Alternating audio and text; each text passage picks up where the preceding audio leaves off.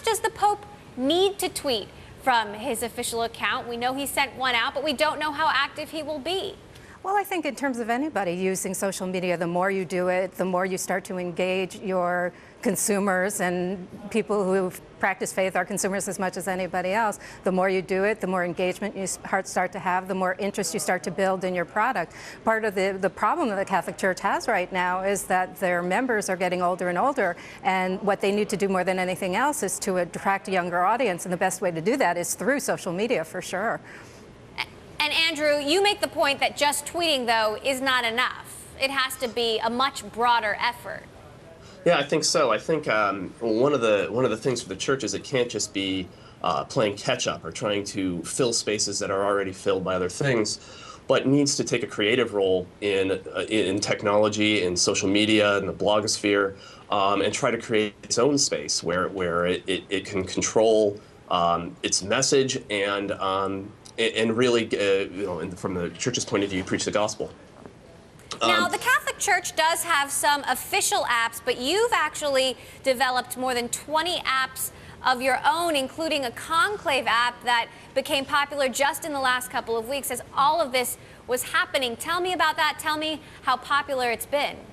It has been very popular. We've had tens of thousands of downloads, and really what it does is what we as a company are good at, which is bring together thousands of bits of information and making them accessible. And that's really what's important, I think, as the church harnesses the new technology, is doing that. And that's the sort of thing that Logos and our products Verbum do very well. So we tried to take that same idea and apply it to the conclave, which is itself a very complicated event, to make it accessible to the people. And I think we did achieve that.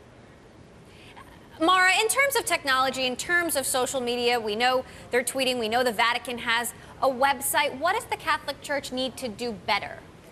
Well, they're really behind the curve compared to a lot of evangelical churches, for instance, in terms of coordinating their social media messages with everything else that they might be doing. A lot of churches are doing things like allowing parishioners to tweet while they're in church. So they start to have a conversation with the service as it's going on. That's something that the Catholic Church just doesn't do. Now, I understand the Catholic Church is much more conservative than some of these other churches might be, and they may be more remiss about doing that, but more and more technology needs to start coming into the church. And I know already sort of status quo for a lot of churches is to allow church services to be broadcast so that over the internet, so that people who can't make it to church are able to at least participate in some way in a church service.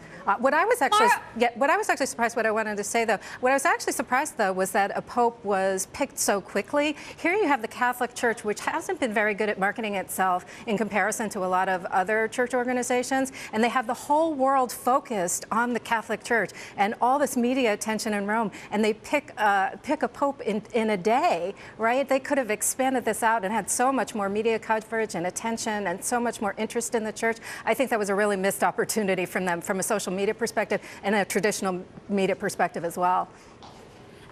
Andrew, would you say that if the Catholic Church doesn't embrace technology more, is it in danger? Is it at risk?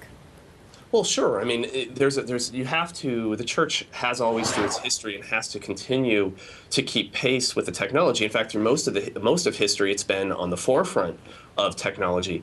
And now I think among the laity, especially people like ourselves at Logos and Verbum, our product Verbum, we are really spearheading that movement into keeping the church on the cutting edge of technology. And that, I think, is really the trick. 'Cause it's not about necessarily what the institutional church is going to do, what the bishops and priests are going to do. It's about what the laity are going to do with technology.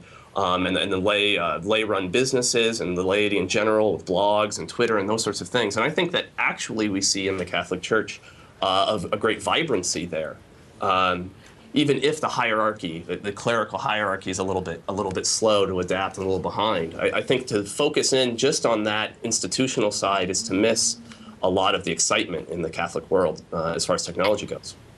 And yet the question has been raised, does using social media actually diminish the authority of the church? Mara, what are your thoughts on that? Does it diminish or trivialize the church? No, I think in terms of social media, and it's also been the same argument has been placed in terms of marketing as well.